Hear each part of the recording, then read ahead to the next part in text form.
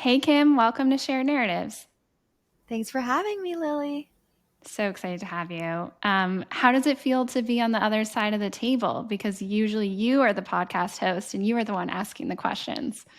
I know that's a great question. I feel like it's nice in that I didn't have to do any prep because for my podcast, like on Excuse My Grandma, when we have guests on, and even when we don't, because I'm always producing my grandma anyway, there's so much prep that goes into an episode, and it's nice to just hop on and be ready to go.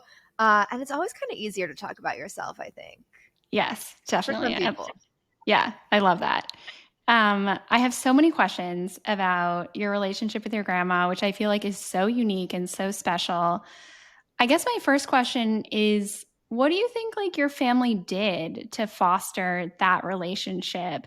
Like if there are any young parents listening or people who want to build towards that type of relationship, like do you think your parents did something really in particular that enabled you to have that relationship with your grandma?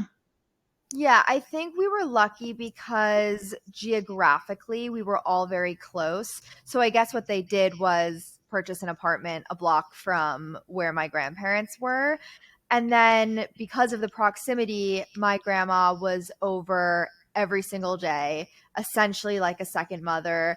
And I think on both sides of my family, there's this value of kind of group raising a family or like everybody having a say in every child's life.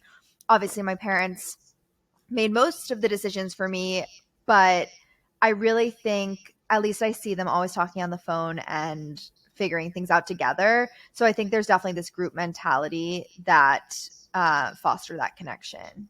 Yeah, I love that, especially the proximity piece. And I feel like too, like Jewish families, you're Jewish, I'm Jewish, and Yeah, I yeah. know you talk a little bit about that is Jewish families are very involved and hands-on and tend to be like that intergenerational dynamic, which I think is really special. Yeah, it's good and bad. Like I Yeah. haven't quite figured that out yet, and that's something that I have to talk to my therapist about. Like how involved should they be in a healthy way? I think I've turned maybe that over involved nature, especially when I was living with my grandparents, which isn't typical for most people in their late 20s. And I still do for like half the year. But when I'm doing that and they're that involved, like obviously entertaining situations come out of it. That's why we have content and you're following these things on social media that probably most people aren't doing with their grandparents, even if they do have that relationship. So I've kind of turned it into art, but I can't say whether that level is like the best mentally or not. I hear you. Are there any things that you won't talk about with your grandparents or with your parents, or is like everything fair game? Because I feel like you mentioned dating, you mentioned, your personal life and mental health and a lot of things which are really important. But like, is there anything you won't cover with them? Nothing is that off limits. I will say if it's like sex, it's a little uncomfortable. I Yeah. don't think I'm going into detail about like when I was dating or even with my boyfriend now, like any sexual experiences. But I think on my early dates, even my grandma was like, "Well, have you had sex yet?" And it wasn't that weird. So, I mean, So funny. it felt weird, but the fact that she asked it felt like it was normal enough to answer, if that makes sense. Yeah. And it's like a binary yes or no, right? Like you don't have to go Yeah, into the detail. Um, totally. Are there any things that you disagree with your grandma about? Because sometimes I've Yeah. heard on some videos where like you'll share sort of an opinion or you'll push back, but like what are some of the areas where you might disagree, even off camera, that like you don't show people? Yeah, we disagree a lot. I actually think we disagree more than we agree. And maybe I have to think about that because what I'm actually putting online, I think I'm showing some of those disagreements, but a lot of the time people are just like, yes, Grandma Gail's so right about what she's saying. And usually with outfit advice, I think she is correct and I'll follow her. But with everything else, I think I feel pretty differently. I would say the biggest thing, which is why we started our podcast around it, is like with dating and relationships, because she kind of still thinks the first guy that you find who checks all the boxes and looks good on paper, and maybe your families know each other, and maybe, again, proximity, maybe like he wants to live in the same place as you, then that's good to go. Mm-hmm. Whereas I think a lot of people in our generation probably are looking for that connection and like we say the spark, which maybe is a little much, but I think there's a lot more that goes into a relationship. So I think we're still kind of disagreeing on that basic concept. Yeah. I mean, it makes sense. I mean, this is a generalization, but things were so much simpler back then, and things Yeah, are so much more complicated now. for And like, sure. yes, like values and cultural alignment and religion and all those things mattered back then, but everything just feels weighted now. And there's a lot of people who don't want to compromise and they don't want to meet halfway and all that. But definitely feels, at least on the dating thing, feels very different than it was in your grandma's time. Yeah, because it is. I mean, there's similarities. Like we're still looking for fulfilling, loving relationships, but it is different today. And I don't know whether it's better or worse. That's what we're still trying to figure out. But I do think for a million reasons, women have careers. Like people are waiting longer, and when they're older to like settle down and get married. There's so many factors that would make the decision a different one today. Totally. I have to say, one thing that absolutely cracks me up, and I hope I'm not speaking out of turn here, is when you do like the outfit try-ons with your grandma. I can tell when she doesn't like something because her reaction is usually like, "Oh, Kimberly." Like that's usually what Yeah. she says if she doesn't like it, but she's very careful. Like she won't kind of tell you she hates something, but then you can kind of like guess like where her head's at. Yeah, I think if it's really, really bad, she'll be like, that is awful. And that would be me coming down in, sparkly pants and a bikini top, like something crazy. If it's Yeah. something that could be good, but she just doesn't think is flattering on me, I think she is more careful with her words. But you're right in that, like, you can kind of tell on her face where it's very black and white, like no BS with her. So I Yeah. think she's not gonna like lie. Yeah. I love that though. Super interesting. We'll get into more of the relationship, but I want to talk to you a little bit about like content creation broadly. Like the business of content creation is something I'm really interested in. And another thing that I've heard your grandma say in videos with you is that Mhm. like you doing this process has almost been like getting an MBA. Yeah, I'm paraphrasing, but I think she said something to the effect of that. And I'm curious, like, yeah. what you've learned in this process of like building a business as a content creator. Yeah, Lily, we could literally talk about this for hours because I geek out on Same. the strategy and like business around content creation. I have an amazing team that I am constantly in communication with over text, and then we have calls multiple times a week. And I just talk and talk and talk. And after 3 hours, they're like, okay, you got to go do. We can't just talk all day about these things. But there's so much that we're learning as it's happening since this is sort of a new industry. And I think brands, especially if you're talking about brand partnerships, are kind of letting creators make some of those rules as we're going along. So I think of our brand, excuse my grandma, our personal brand, in a really high way. I think we have so much potential. I think it could do amazing things and be, and really like transfer to any forms of media. So if I'm thinking about my brand that way, then I'm hoping all the people around me, all the people we're working with, all the brands we're working with, think of it the same way. Um, so yeah, I think like the things that I've learned I could go on and on and on about, but um, the main thing probably is to have somewhat of a strategy. Like if you do want to treat this as a business, it's not just like I'm going to post what I did today. Like every single thing that I'm posting is something that even if it comes out of a spontaneous moment, it's all within a category that I feel like is to reach a goal, um, a future goal. Yeah, I appreciate that. I feel like when I watch your stuff, I can tell you've thought it through, which is a distinction from some content creators, not saying that their version is bad, but there's some who just like go and they just like put their hand in front of their face and they'll say anything and they won't edit it. And I think you But definitely sometimes have, that works. Like yeah, that's the crazy thing. Like sometimes yeah, stream of consciousness is the best way to do it. Yeah. Because we So can it be just too depends. critical. Yeah. Like we Right. can self edit and be too critical. I'm curious. I have so many questions. On the brand front, how do you decide which brands are a good fit for you? And like, what has been your favorite brand to work with and sort of create content with and why? Yeah. That's been one of the easier things for us. I'm not sure why. I think it's because we work with very timeless brands that both my grandma and I have been familiar with for like a lot of our lives. And so anytime we get approached by a brand, it's always like, do we actually use this? Do we actually support what they do? And does it appeal to intergenerational women? Because that's really our brand is like our demographic is so widespread age wise. So I always want to make sure, is this a brand that 20-year-olds can use, but also 80-year-olds can use?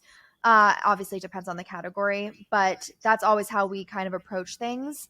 Um, Favorite brands to work with, I think, fall into that category of um, being like a legacy brand. So, like Macy's, Dove, Lancome, L'Oreal, anything in the beauty and fashion space that feels relevant for women at any age.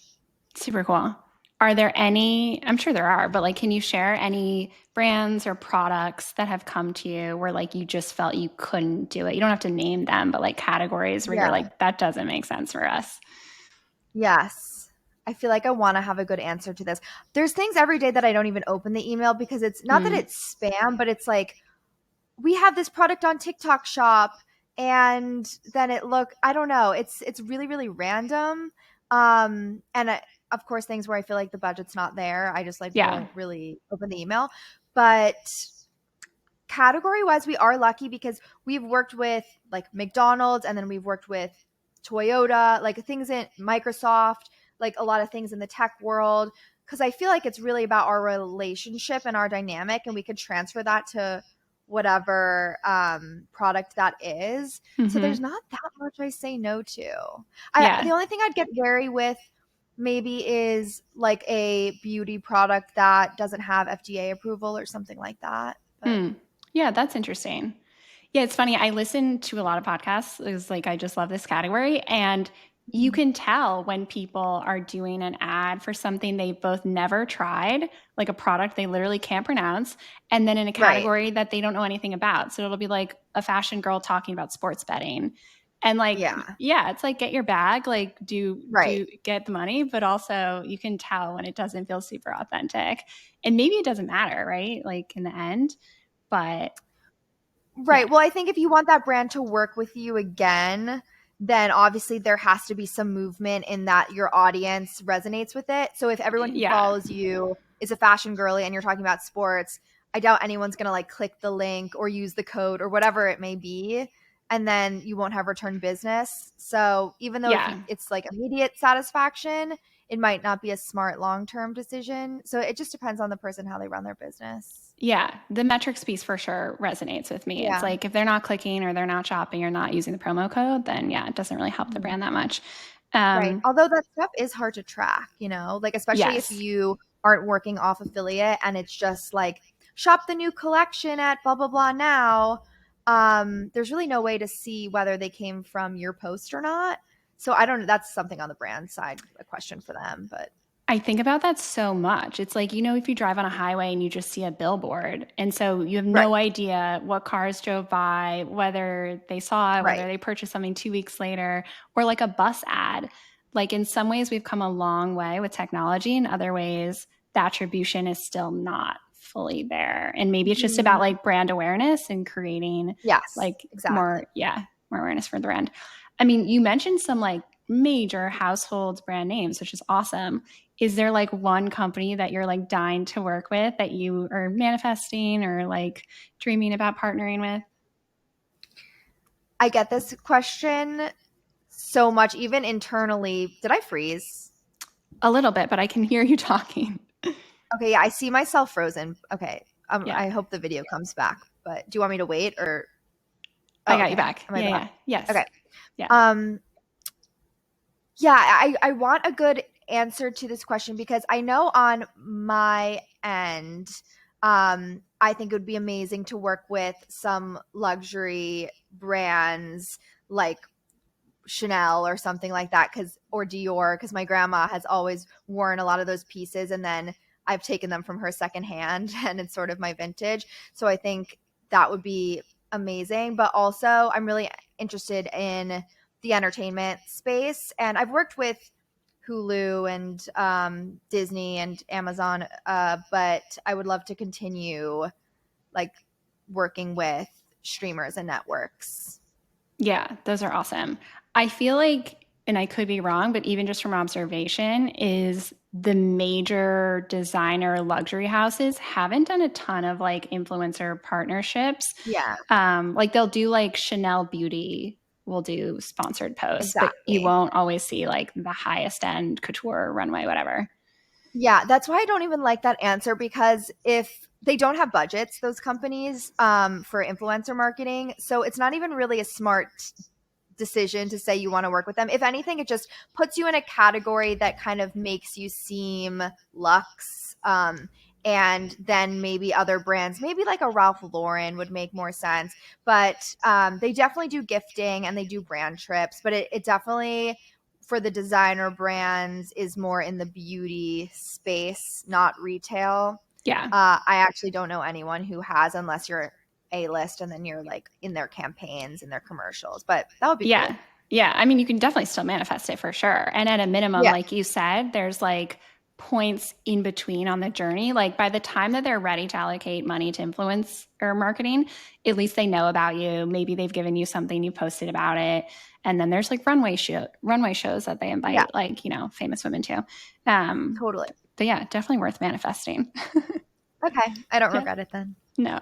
Um, One thing I wanted to ask you about, you sort of mentioned earlier the team that you have. I know that you signed, I think earlier this year with WME, which is a major Yeah. agency.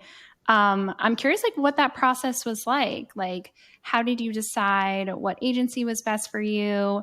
What does the relationship look like? I feel like the agency world is super opaque and like people are Yeah. dying to know how it works. So, to the extent you can Yeah. share a little bit that I think people would be really interested. Yeah. Uh, By the way, I feel like going with an agency or management firm like isn't going to make or break your career, and I think I Mm, had that mindset for a really long time. Like when I get signed, every opportunity is going to come to me. Like they're kind of just dealing with inbound. And of course, like sometimes they'll bring you things and they have connections that you don't. But I think most of the time, like the most important thing is to have a large following, and then all those opportunities will come. And it's nice to have agents negotiating on your behalf, and you don't want to be the one as talent uh, being front facing all the time with those companies, because it could be awkward. You're negotiating your own rate, and also it just creates an allure of like talent versus management. hmm But I love my WME team. I was dabbling with a lot of different, not a lot, a few different agencies and management before. I was with another top one for about a year, and I saw like no change. Mm. And so I was even wary, like getting involved with WME. Is it going to be the same situation? But thankfully, I could tell right away that it wasn't. And I think that comes down to the actual agents, like the actual people. It could be any agency. And it really depends on like who the people are. Like as long as you're talking about top four, like I don't think there's a difference. So I think with WME, it's a group that really understood my brand and like had ideas off the bat, and also like had actually consumed my content. Like you'd be Mm. surprised, even when I was with other agencies, they had no idea what I was posting, Wow. um and like what kind of content I kind of did. So there was definitely no way they were pitching me to other people if they barely knew That's what I was crazy. doing. That is crazy, That's but crazy. again, I think people have an idea of what agents are, and they're not Mm. your day-to-day people who are like strategizing and coming up with your creative. Like they're really just deal makers. Yeah. Like they're negotiating contracts. So as amazing as it is to have agents, I think more importantly, you should have people on your creative team who are very involved in the day to day, basically an extension of yourself. And I think that was really what kind of took me to the next level. I think once I wasn't able to handle all of the inbound things coming and also be able to make content and also be able to brainstorm new content, that was the time to bring on more people to my direct team.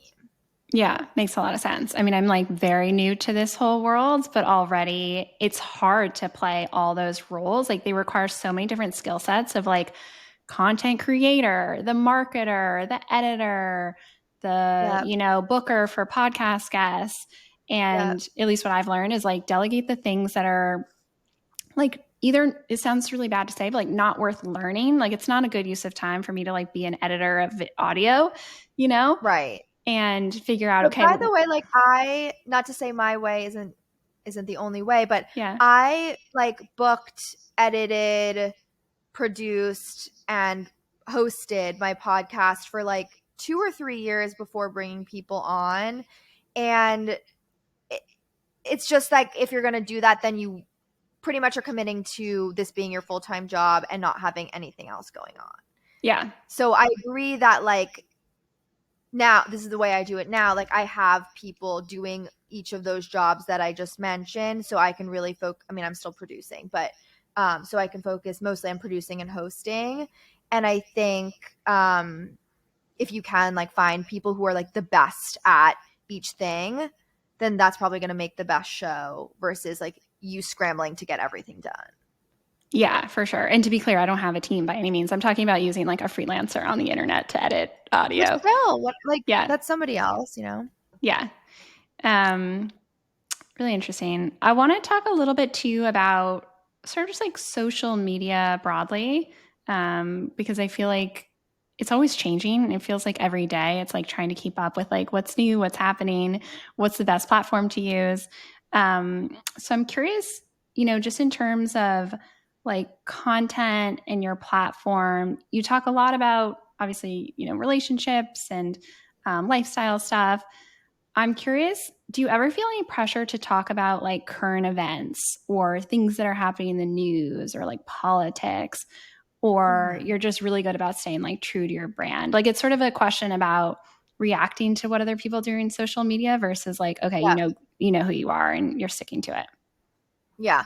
I think you can't be a social justice warrior and talk about every single issue going on unless your brand is a politics or like news um or current events brand. If it's a lifestyle brand, you can't like it's just going to dilute it. So I would say for me, I kind of pick and choose my battles even though everything is important. There's some things that like direct me or impact me more directly or my audience. So what I my strategy I guess is like if something's going on that it feels ingenuine to not even mention, I'm going to mention it and then I'm going to kind of move on from it.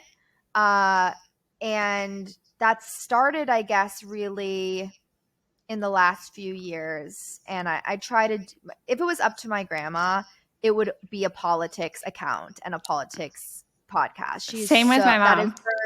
her, Yeah, really, that's exact so same. funny. Yeah. Yeah, she's just like, and I, good for her. Like that's, we should probably all be that way, but it's really important to talk about these things. It's just polarizing and Mm-hmm. scarier and not my passion. So if she wants to start her own show and do all the things, then I'm proud of her for doing that. But I think just because I'm in creative control, it's not going to be a politics podcast. Yeah, I totally get that. I think what's like speaking for myself, I'm curious if this lands with you, is like, I think one thing, especially in the last probably like 6 months, is it feels like social media has really like almost exacerbated or sensationalized or like heightened all the bad stuff, like the Yeah. tragedies. And there's always a tragedy. And it's almost like, kind of to your point, like you either like don't address it or you do, and like then Mhm. what do you do after, and then can you go back to your regular scheduled programming? And I it's just like know. so hard all the time to figure out like, okay, something bad is happening in the world, but I still want to do my job, but I don't want to offend people. Yeah. And yeah, I just like, I wish there was a magic bullet to like solve it, but it feels like it's getting harder. Yeah, I think you're right, and I don't know the answer. Like, I think I've been listening to my audience, and there's never really been a time where they've said, "How are you not talking about this right now? Like, how Mm, dare you be posting this when XYZ is going on in the world?" And because they're not doing that, maybe I don't feel as much pressure to be. And maybe the few times over the last few years, like there has been a few messages, and I'm like, wow, I really probably should have posted something. And then I sort of learned my lesson. But everyone's audience is probably different in that way. yeah, but I think that actually but like speaks well to you and like the kind of audience and community you built, because they know what to expect from you and like they're not expecting you Right. to be someone else, which I think is a good Yeah. thing. That means they're probably like Yeah. really loyal to you. Thank you. I hope so. Yeah. Yeah. Um, the other thing that I'm curious your thoughts on that I'm also experiencing is just feels like every social platform almost like changes minute by minute of like, okay, like this one's like really well and like the algorithm is like in my favor today, or, you know, engagement is good over here. Like, how do you think Mhm. about being on all the different platforms and like jumping from lily pad to lily pad? Is it hard? Like, how do you deal with all that? So I've always posted the same content on all of my platforms. So we're on TikTok, Instagram, Snap, YouTube, Pinterest, like everything. And something I've been always like weighing in my head is like, should I have a different strategy for all of them? But I don't. So because of that, I don't really feel like, oh, like one thing isn't performing on one versus the other. Like I kind of think when something does well on TikTok, it usually also does well on Instagram. So I think of it more as specific pieces of content and how I can make those better rather than trying to like figure the algorithm out.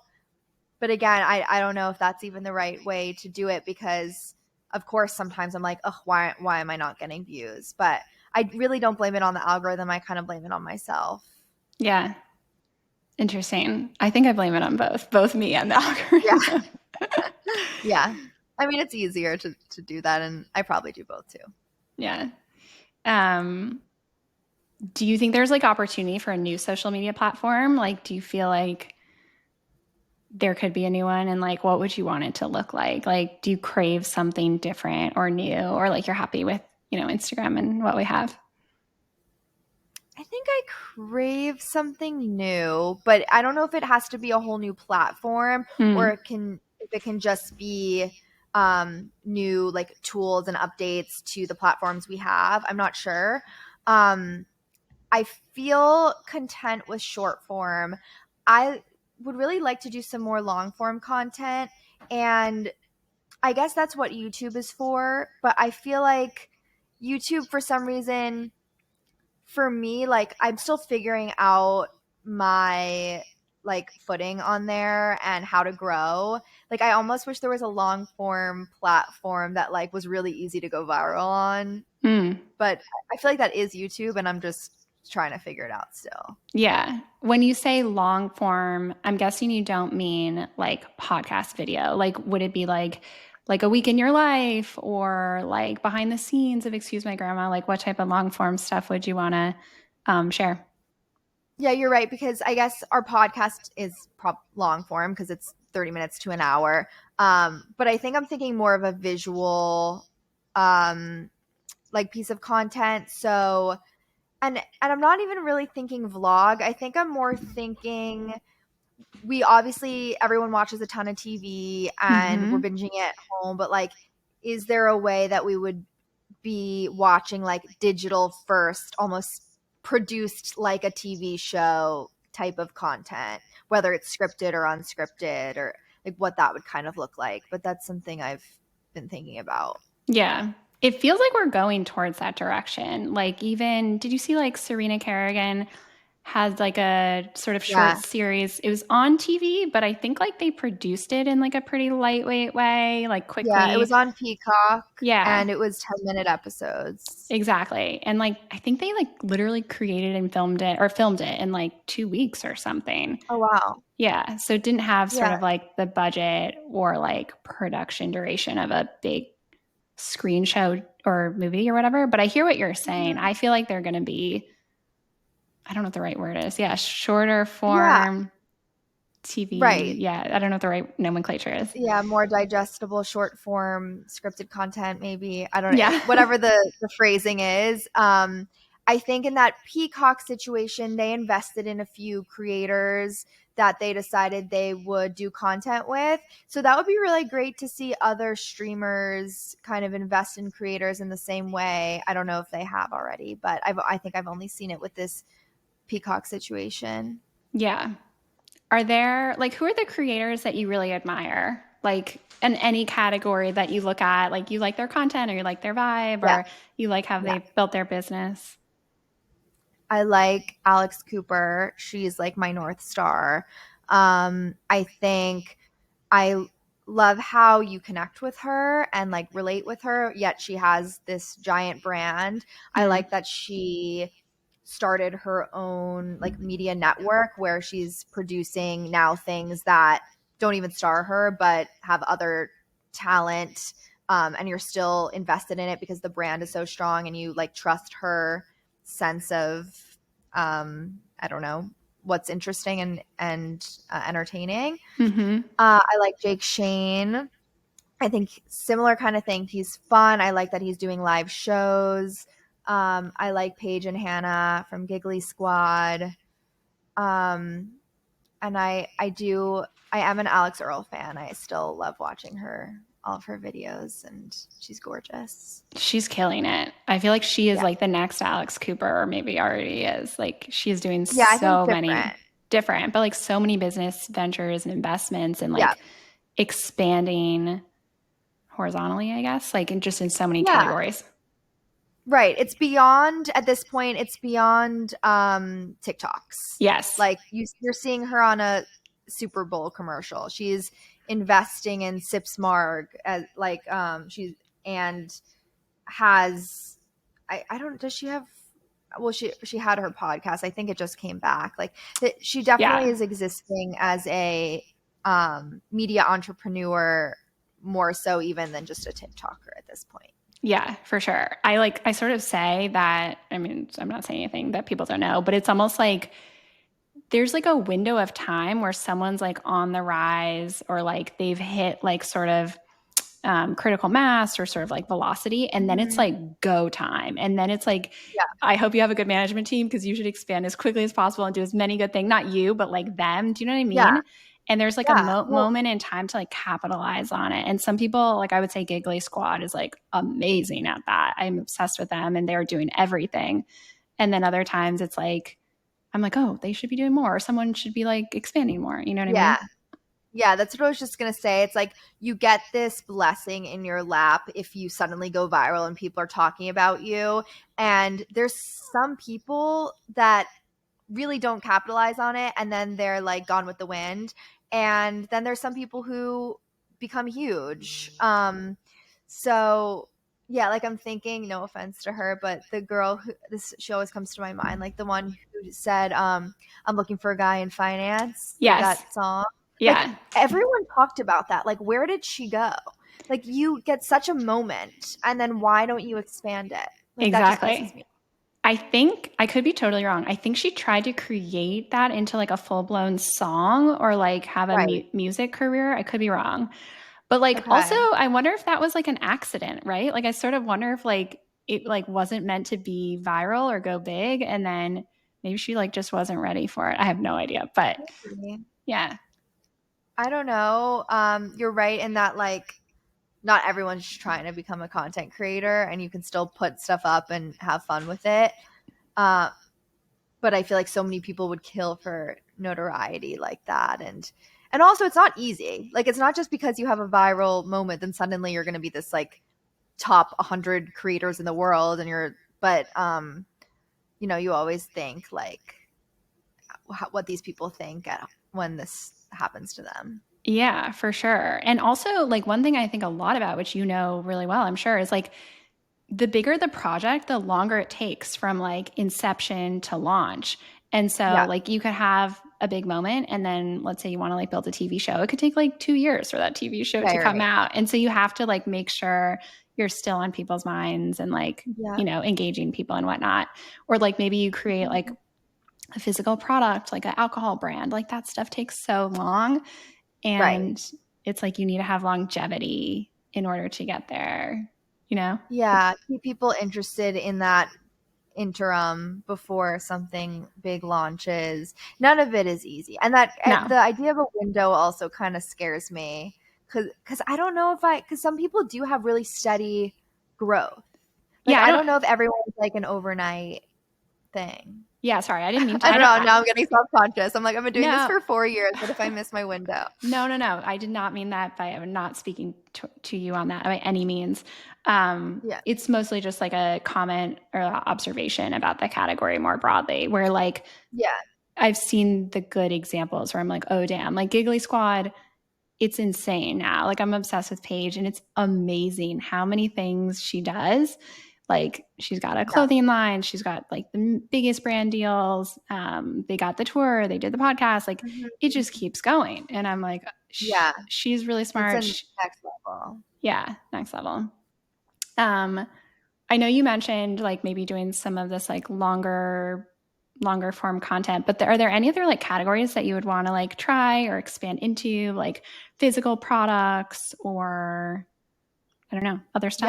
Yes. I I think definitely doing some more like in-person community events is something we've really thought about and taking our community offline a bit. Definitely um would be grandma's mostly between the two of us interested in doing a product, but for me it would have to be like really right and for people to really associate us with whatever that is. I wouldn't just Mm, be like let's do a tequila brand. It doesn't make sense.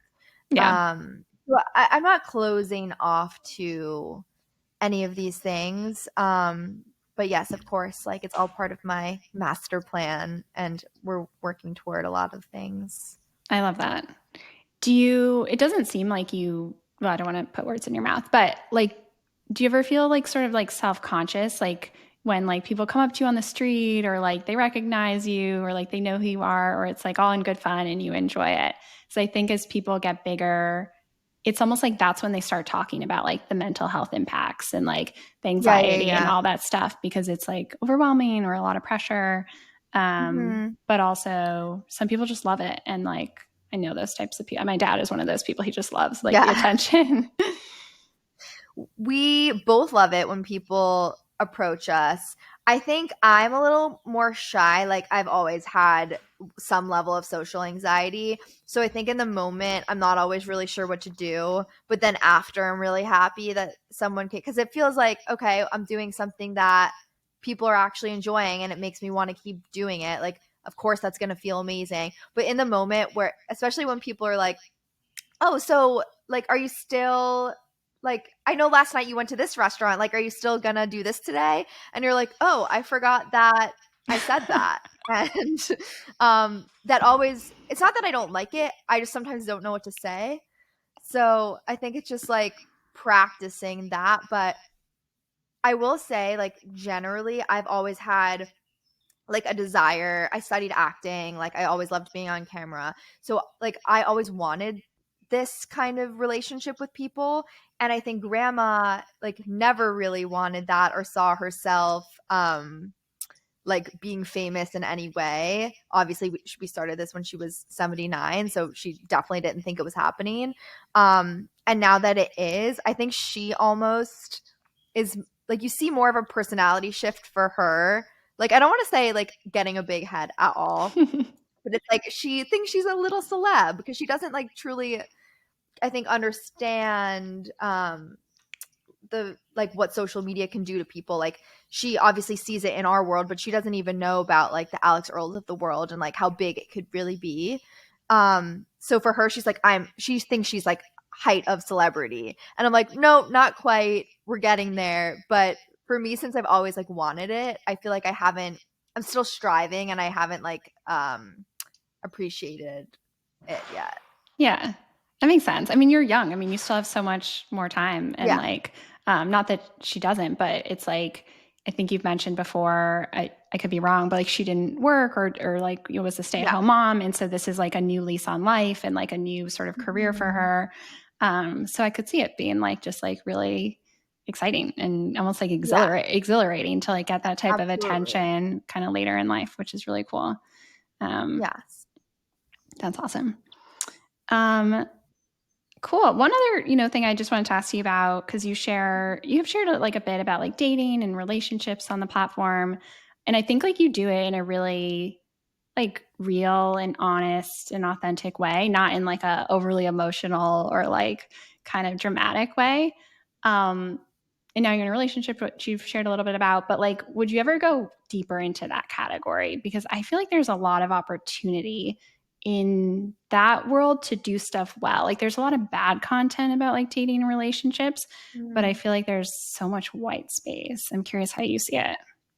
Yeah, it's so funny because I feel like our bread and butter has always been talking about dating and relationships, but you're right in that we could go really, really deep if we wanted to. So, I think it's worth re-examining, like maybe I've lost that a little bit and we should go deep on it again because I love talking about like all my five best friends are all therapists and psychiatrists and all we do is like geek out on like relationships amongst people and especially with dating and everything. So I'd love to get deeper on it. And I think, yeah, maybe why not? We'll just have to figure out a way to talk about it that isn't like I'm not going to probably go on the podcast and say I had a fight with my boyfriend last night because it just Exactly. feels a little much. That said, I can definitely talk about like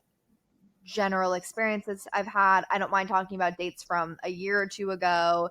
And I don't mind, like, once the fight is blown over, bringing it up. But it's hard when you're currently in something with someone, I think, to like air all the dirty laundry. Totally. So I don't know. I haven't quite got like figured that out yet. Yeah. And yeah, I don't mean to like put you on the spot by any means. I think more, I just see so much bad dating relationship content. I won't out anyone, but I think there's an opportunity to do it almost in like a trends way, like talking about like where the trends are going and like the wind is blowing, if that makes Mm, sense. Um, yeah. but Wait, give me an example. so like one thing is like there's a lot of single women out there like that haven't found guys and that are freezing their eggs and like really want to meet guys and like you see them everywhere in New York. It's like what is Hmm. that about? Like where did that come from? And like what does it mean? Like what how will it impact their Yeah. choices in the future?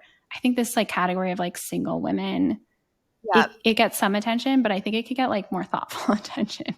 Yeah, no, I know what you're saying actually, because I feel like just being more real about it and like especially for that age group that I'm in of late 20s into early 30s, you're really hearing when people are talking about dating, I feel like it's not more immature, but like I went on a hinge date last night and he ghosted, I slept with him and then like I stayed out till 4 a.m. and blah, blah, blah. And I'm like, I just really can't relate at all. Yeah. And I never could.